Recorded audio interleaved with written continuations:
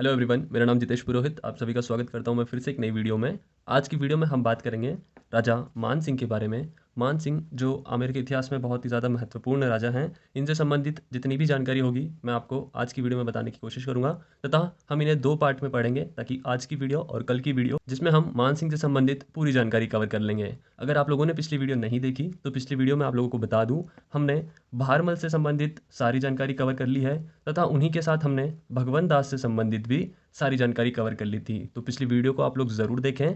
मान सिंह भगवंत दास के बेटे थे तथा भारमल के पोते थे। तो इन दोनों से संबंधित भी मैं वीडियो बना चुका हूं। अगर आप लोगों ने उन वीडियो को नहीं देखा तो उन वीडियो को ज़रूर देखें। डिस्क्रिप्शन में आपको प्लेलिस्ट की लिंक मिल जाएगी, वहां से आप उस वीडियो को ज़रूर देख सकते हो।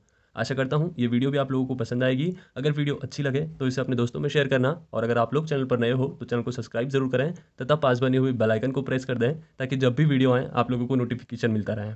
तो चलिए शुरुआत करते हैं आज की वीडियो की। मान सिंह से संबंधित आज की वीडियो में हम क्या पढ़ेंगे, मान सिंह से संबंधित जो भी बेसिक जानकारी है, जैसे इनका जन्म तथा इनका पालन पोषण तथा इनके और अकबर के जो संबंध हैं उनसे संबंधित हम जानकारी पढ़ेंगे। तथा उसी के साथ साथ अकबर के द्वारा मान सिंह ने जितने भी अभियान किए हैं, जैसे सबसे पहला अभियान कहा जाता है रणथंभौर का अभियान था। इन्होंने अहमदाबाद के अभियान में भी अकबर का साथ दिया था तथा उसके साथ साथ इन्होंने न बल्कि पूरे भारत में तथा भारत से बाहर भी, जैसे काबुल तथा लाहौर, ऐसे इलाकों में भी इन्होंने अपने अभियान किए हैं तथा अकबर का नाम इन्होंने वहां तक फैलाया था। तो आज हम इनके अभियान और इनकी बेसिक जानकारी कवर करेंगे। 15 से 20 मिनट की वीडियो है, आप पूरा वीडियो को ध्यानपूर्वक देखें। वीडियो अगर अच्छी लगती है तो आप इसे दोस्तों में शेयर कर सकते हो। तो चलो सबसे पहले पढ़ते हैं मान सिंह का शासनकाल। मैंने आपको भारमल का शासनकाल भी एक ट्रिक के माध्यम से याद करवाया था तथा भगवंत दास का भी हमने शासनकाल एक ट्रिक के माध्यम से याद किया था। और आज मान सिंह का शासनकाल। मान सिंह भगवंत दास के बाद आमेर के अगले शासक बनेंगे, जिनका शासनकाल चालू होता है 1589 से लेके 1614 तक। कौन सी ट्रिक है, कैसे याद करेंगे? 15 के बाद क्या आता है? 16, और 15 के पहले क्या आता है? 14। तो हो गया 1579 से लेके 1614 तक। आप अपनी ट्रिक के माध्यम से याद कर सकते हो, जैसे आपको ठीक लगे। अब हम पढ़ते हैं इनकी बेसिक जानकारी, जैसे इनका जन्म कब हुआ तथा उसके साथ साथ अकबर के इनके संबंध कैसे थे, क्योंकि अकबर इन्हें अपना दत्तक पुत्र मानता था। अकबर ने इनको एक उपाधि भी दी थी तथा उसी के साथ साथ मेरा आप लोगों से एक प्रश्न है कि भारमल को अकबर के द्वारा कौन सी उपाधि दी गई थी, यह आप मुझे कमेंट करके बताओगे। तथा उसके साथ साथ भगवंत दास से भी अगर आप लोगों को कल की चीज़ें याद हैं तो आप कमेंट कर सकते हो। जैसे भगवंत दास ने अपनी एक पुत्री का विवाह जहांगीर के साथ किया था, तो बता सकते हो उस पुत्री का नाम क्या था? जानकारी अगर आप लोगों को पता है तो कमेंट जरूर करें। मेरे साथ अगर आप लोग नोट्स बना रहे हो तो बहुत अच्छी बात है, ताकि आप जब भी फ्यूचर में पढ़ोगे तो इन शॉर्ट नोट्स के माध्यम से आपका समय बचाओगे और अच्छी जानकारी को आप याद रख पाओगे। बात करते हैं इनके बचपन के बारे में कि मान सिंह का जन्म कब हुआ। मान सिंह का जन्म 1550 ईस्वी सन में हुआ था तथा उसी के बाद इनका पालन पोषण जो मोजमाबाद में किया जाता है। कहाँ होता है इनका पालन पोषण? इनका पालन पोषण मोजमाबाद में होता है। मोजमाबाद जो सांभर जयपुर में पड़ता है। कहाँ पड़ता है मोजमाबाद? जो सांभर जयपुर में पड़ता है। अब हम आगे की चीज़ें पढ़ते हैं। इन्हीं को 12 वर्ष की उम्र में, कब? 12 वर्ष की उम्र में, क्योंकि 12 वर्ष 1562 में होंगे और 1562 ईस्वी सन ने भारमल ने अकबर की अधीनता स्वीकार कर ली थी। ये मैंने आपको भारमल के समय पढ़ा दिया था। 1562 में भारमल ने अकबर की अधीनता स्वीकार करी। उस समय मान सिंह 12 वर्ष की आयु के थे और 12 वर्ष की आयु से ही इन्हें अकबर के दरबार में नियुक्त कर दिया गया था। कहाँ नियुक्त कर दिया गया था? अकबर के दरबार में इन्हें नियुक्त कर दिया था। इन्होंने आमेर के, राजस्थान के एकमात्र ऐसे शासक हैं मान सिंह, जिन्होंने मुगलों की 50 से 55 वर्ष तक सेवा की थी। कितने वर्ष तक सेवा की थी? 50 से 55 वर्ष तक इन्होंने सेवा की थी। और मान सिंह ने अकबर प्लस जहांगीर, इन दो मुगल बादशाहों की सेवा की है। आमेर के एक शासक ऐसे भी होंगे जिन्होंने 7 मुगल बादशाहों की सेवा की थी। जिन्होंने कितने मुगल बादशाहों की सेवा की थी? 7 मुगल बादशाहों की सेवा की थी। तो हम वो आगे आने वाली वीडियोस में पढ़ेंगे। आज हम बस मान सिंह से संबंधित जानकारी ले रहे हैं। इन्होंने 2 बादशाहों की सेवा की थी। अब पढ़ते हैं आगे की चीज़ें। अभी तक हमने पढ़ी इनका जन्म 1550 में हुआ और इन्हें 1562 में अकबर के दरबार में नियुक्त कर दिया गया था और इन्होंने लगभग 50 से 55 वर्ष की आयु तक क्या किया? मुगलों की सेवा की थी। इतने वर्ष मुगलों की सेवा की तथा अकबर के ये चहीते थे, क्योंकि बचपन से ही ये अकबर के साथ ही थे। इसी कारण अकबर ने इन्हें एक उपाधि दी थी। कौन सी उपाधि थी वो? उपाधि थी फरजंद की उपाधि। कौन सी उपाधि? फरजंद की उपाधि। इसका अर्थ होता है गोद लिया हुआ बेटा। कौन सा बेटा? गोद लिया हुआ बेटा, तथा कहीं कहीं आपको ऐसा मिलेगा मेरा प्रिय बेटा, मेरा प्रिय बेटा। तो ये उपाधि अकबर के द्वारा मान सिंह को दी गई थी। आप लोग कमेंट करके बताने वाले हो कि भारमल को कौन सी उपाधि दी गई थी। तथा उसी के साथ साथ अकबर इन्हें अपना दत्तक पुत्र मानता था। कौन सा पुत्र माना करता था इन्हें? दत्तक पुत्र मानता था। और ये अकबर के बहुत ही ज़्यादा चहीते होने के कारण अकबर के दरबार में इनकी अच्छी खासी रेपुटेशन थी। इसी कारण इन्हें मनसबदारी भी अकबर के द्वारा सर्वाधिक दी गई थी, जो 7,000 की मनसबदारी थी। कितने हज़ार की मनसबदारी थी? 7,000 की मनसबदारी थी, जो मान सिंह को अकबर के द्वारा दी गई थी। इनके पिता भगवंत दास को 5,000 की मनसबदारी दी गई थी, जो मैंने आपको कल की वीडियो में बताया। तथा 7,000 की मनसबदारी जो मान सिंह को दी गई थी अकबर के द्वारा, अकबर के दरबार में 7,000 की मनसबदारी सिर्फ 2 ही शासकों को दी गई थी। एक थे मान सिंह और दूसरे थे मिर्ज़ा अजीज कोका। दूसरे कौन थे? मिर्ज़ा अजीज कोका। इन दोनों को ही 7,000 की मनसबदारी दी गई थी। राजस्थान से संबंधित ये प्रश्न पूछा जाता है कि राजस्थान के वह कौन से शासक थे जिन्हें अकबर के द्वारा सर्वाधिक मनसबदारी दी गई थी? तब आप आंसर लगाओगे मान सिंह प्रथम, मान सिंह प्रथम। तो ये थी कुछ मान सिंह की बेसिक जानकारी, जिसमें मान सिंह की उपाधि, मान सिंह का जन्म, तथा उसी के साथ साथ इन्हें अकबर का दत्तक पुत्र कहा जाता था, फुरजंद की उपाधि दी गई थी। और इन्हें मनसबदारी कितनी दी गई थी? 7,000 की मनसबदारी दी गई थी। ऐसा कहा जाता है कि मान सिंह व अकबर की पहली मुलाकात बैराट में हुई थी, तथा उसी के बाद इनकी जो दूसरी मुलाकात थी ये मोमिनाबाद में हुई थी। कहाँ हुई थी? मोमिनाबाद में। अब इन बेसिक जानकारियों के बाद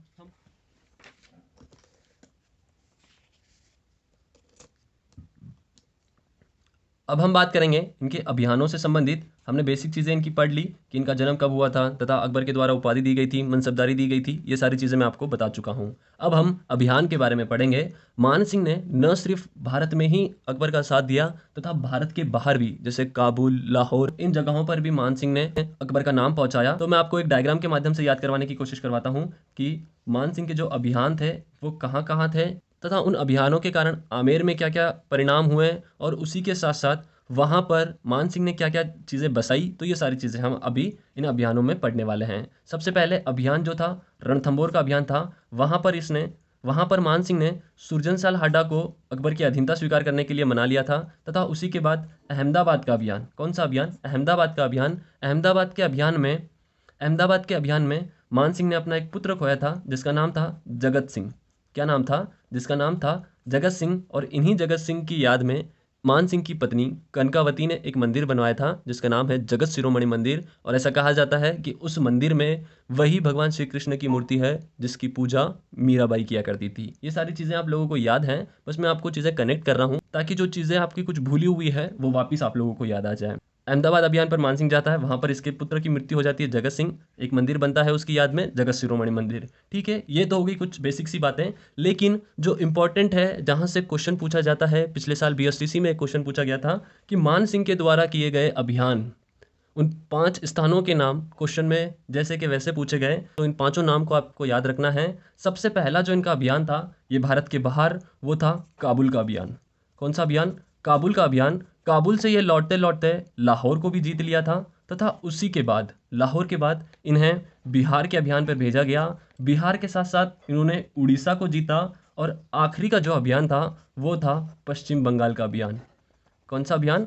पश्चिम बंगाल का अभियान। तो वो 5 नाम कौन कौन से आपको याद रखने हैं? पहला काबुल, दूसरा लाहौर, तीसरा बिहार, चौथा उड़ीसा, और 5वां पश्चिम बंगाल।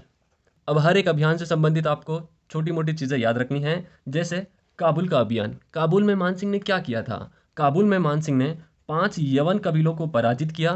तथा उसी के बाद जो आमेर के कछवाहा वंश का ध्वज था उसका रंग परिवर्तन किया गया। उसका क्या किया गया? रंग परिवर्तन किया गया। तो पहले कौन से रंग का था आमेर का ध्वज? पहले आमेर का ध्वज श्वेत रंग का हुआ करता था। लेकिन मान सिंह के द्वारा काबुल में 5 यवनों को पराजित करने के बाद कछवाहा वंश के ध्वज का रंग पंचरंगा कर दिया गया था। कौन सा किया? पंचरंगा कर दिया गया था। अब इसमें 5 रंग कौन कौन से हैं? किसी विद्यार्थी को पता है? अगर पता है आप लोगों को तो कमेंट जरूर करें। तो ये थी काबुल से संबंधित बात। फिर लाहौर में इन्होंने क्या किया, लाहौर में मोस्ट इंपॉर्टेंट चीज़ आपको याद रखनी है कि लाहौर से ही मान सिंह आमेर एक कला को लेकर आया। किसे लेकर आया? कला को लेकर आया। कौन सी कला थी? वह थी, कौन सी कला थी वह? वो थी ब्लू पोएट्री। कौन सी कला थी? Blue poetry. अब ब्लू पोएट्री मतलब क्या होता है? ब्लू पोएट्री से संबंधित थोड़ी सी चर्चा करते हैं हम लोग। मैं आपको बताता हूँ ब्लू पोएट्री। ब्लू मतलब नीला कलर, पोएट्री मतलब मिट्टी के बर्तन। तो नीले कलर के मिट्टी के बर्तन को ब्लू पोएट्री कला कहा जाता है। ये मिट्टी के बर्तन पहले बहुत चला करते थे, इसीलिए ये बहुत ज़्यादा प्रचलित हुई। और अगर आप लोगों से प्रश्न पूछा जाए कि राजस्थान में वास्तविक रूप से यह कला कब प्रारंभ हुई, तो यह कला हुई थी राम सिंह द्वितीय के समय। किसके समय? राम सिंह द्वितीय के समय। तथा इसी से संबंधित कुछ कुछ क्वेश्चन और भी पूछे जाते हैं, तो आप मेरे साथ नोट करते चलें कि ब्लू पोएट्री कला ये मूलतः पर्शिया ईरान की थी। कहाँ की थी? Persia Iran. किसी को ईरान की कैपिटल पता है? कमेंट जरूर करें आपको ईरान की कैपिटल और अगर करेंसी पता है तो। उसी के साथ साथ ब्लू पोएट्री से प्रश्न पूछा जाता है कि ब्लू पोएट्री के प्रमुख कलाकार, राजस्थान में प्रमुख कलाकार, कलाकार में एक नाम आता है जिनका नाम था कृपाल सिंह शेखावत। क्या नाम था? कृपाल सिंह शेखावत। कृपाल सिंह शेखावत जो मूलतः मऊ गांव सीकर के रहने वाले थे। कहाँ के रहने वाले थे? मऊ गांव सीकर के रहने वाले थे। तो मैंने आपको ब्लू पोएट्री से संबंधित चीज़ें बताई कि ब्लू पोएट्री जो मूलतः पर्शिया ईरान की थी। अगर प्रश्न पूछे कि वास्तविक रूप से यह कला कब से प्रारंभ हुई या किसके काल में फली फूली, तो राम सिंह द्वितीय के समय यह कला फली फूली। तथा उसी के साथ साथ इनके प्रमुख कलाकार के बारे में अगर आप लोगों को पूछे तब आप बताओगे कृपाल सिंह शेखावत जो मऊ गांव सीकर के थे। इतनी चीज़ें आप लोग लिख चुके हो कि आपको चीज़ें याद हो चुकी है ये सारी। अभी तक मैंने आप लोगों को क्या क्या बताया? अभी तक मैंने आपको अभियानों के बारे में बताया। चलो मैं फिर से समझाता हूँ आपको। थोड़ा सा मैसी हो रहा है, मुझे भी पता है, बट मैं फिर से आप लोगों को समझाने की कोशिश करता हूँ। अभी हम अभियान के बारे में पढ़ रहे हैं। 5 अभियान जो हमें याद रखना है बहुत ज़रूरी। इनके नाम भी हमें याद रखना बहुत ज़रूरी है। काबुल, लाहौर। इस डायग्राम के माध्यम से याद करोगे तो आपको जल्दी याद रहेगा। काबुल, लाहौर, बिहार, उड़ीसा, पश्चिम बंगाल, ये 5 अभियान हैं। इन पांचों अभियान के बारे में अब हम पढ़ रहे हैं। पहला अभियान हमने पढ़ा काबुल, वहाँ पर 5 यवनों को पराजित किया। इसी कारण आमेर का जो ध्वज है उसका रंग बदलकर कौन सा किया? पचरंगा किया गया था। पहले कैसा था? श्वेत रंग का था। फिर इन यवन कबीलों को पराजित करने के बाद कौन सा रंग किया गया? पंचरंगा कर दिया गया था। फिर उसके बाद हम लाहौर के बारे में पढ़ रहे हैं। लाहौर से इन्होंने एक कला लेके आई थी आमेर में जिसका नाम था ब्लू पोएट्री। क्या कला थी? Blue poetry. चीनी मिट्टी के बर्तनों पर नीले रंग के जो आकृतियां बनाई जाती थी उसे ही ब्लू पोएट्री रंग कहा जाता है। अब आपको क्लियर हो चुका होगा। ब्लू पोएट्री के बारे में हमने थोड़ी सी टिप्पणियां करी। ब्लू पोएट्री जो पर्शिया ईरान की है। प्रमुख कलाकार इसके राजस्थान में कृपाल सिंह शेखावत हुए जो कहाँ के थे? मऊ गांव सीकर के थे। उसी के साथ साथ अगर ये कला से संबंधित आपको प्रश्न पूछें कि वास्तविक रूप में किसके काल में ये फली फूली, तब हम बताएंगे राम सिंह द्वितीय के समय। लेकिन अगर प्रश्न पूछे कि आमेर इसे कौन लेकर आया था, तो अब हम बताएंगे मान सिंह इन्हें लेकर आया था। मेरा आप लोगों से एक प्रश्न कि ब्लू पोएट्री तो आमेर से संबंधित है, तो आप लोग मुझे बताओगे कि ब्लैक पोएट्री राजस्थान में कहाँ से संबंधित रखती है? क्या प्रश्न था? ब्लैक पोएट्री राजस्थान में कहाँ से संबंधित है? इसके बाद हम पढ़ रहे हैं बिहार के बारे में। बिहार में मान सिंह ने अपने नाम से एक नगर बसाया जिसका नाम क्या था? जिसका नाम था मानपुर। क्या नाम था? मानपुर जिसका नाम था। यह नाम से मानपुर नाम से एक उसने शहर बसाया था। तथा उसी के बाद जो इम्पोर्टेंट है सबसे ज़्यादा वो है पश्चिम बंगाल। पश्चिम बंगाल को मान सिंह ने 3 भागों में बांट दिया था। 3 भाग कौन कौन से? एक था वीर, एक था मान और एक था सिंहा। वीर, मान, सिंहा। तथा पश्चिम बंगाल में ही मान सिंह ने अकबर के नाम से एक नगर बसाया था। बिहार में तो इन्होंने अपने नाम से नगर बसाया, लेकिन पश्चिम बंगाल में इन्होंने अकबर के नाम से एक नगर बसाया जिसका नाम था अकबर नगर। और वो वर्तमान में किस नाम से जाना जाता है? वर्तमान में जिसे राजमहल के नाम से जाना जाता है। वर्तमान में किस नाम से जाना जाता है? राजमहल के नाम से जाना जाता है। अब पश्चिम बंगाल में व्यवस्थाएं ठीक प्रकार से नहीं थी। पश्चिम बंगाल में एक शासक था जिसका नाम था केदार। क्या नाम था? जिनका नाम था केदार। अब मान सिंह क्या करते हैं? मान सिंह केदार को पराजित करते हैं। ऐसा कहा जाता है कि केदार जिस भी युद्ध में जाता उस युद्ध को विजय करके आता। क्यों? क्योंकि केदार के पास एक देवी थी जिनकी वो पूजा करके युद्ध में जाता था। तो ऐसा कहते हैं कि जो भी उन माता की पूजा कर कर युद्ध भूमि में जाता है उसकी विजय निश्चित होती है। तो फिर मान सिंह ने सबसे पहले पूजा में भंग डाला और उसी के बाद मान सिंह ने केदार को पराजित किया। और केदार को पराजित करने के बाद शीला देवी की मूर्ति, कौन सी देवी की मूर्ति? शीला देवी की मूर्ति आमेर लेके आया और आमेर में ही इनका मंदिर बनाया। उसी के बाद शीला देवी आमेर की आराध्य देवी मानी जाती है।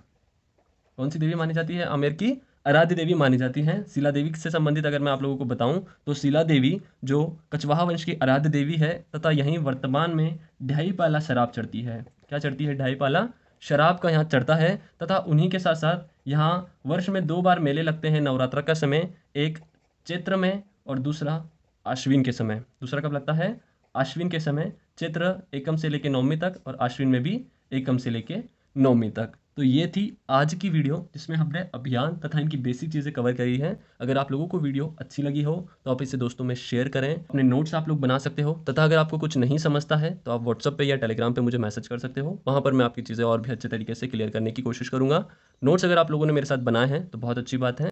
तो ये थी आज की वीडियो। आप लोगों को वीडियो कैसी लगी आप कमेंट करके बता सकते हो। अगर आप लोग चैनल पर नए हो तो चैनल को सब्सक्राइब जरूर करें तथा पास बने हुए बेल आइकन को प्रेस कर दें ताकि जब भी वीडियो आए आप लोगों को नोटिफिकेशन मिलता रहे।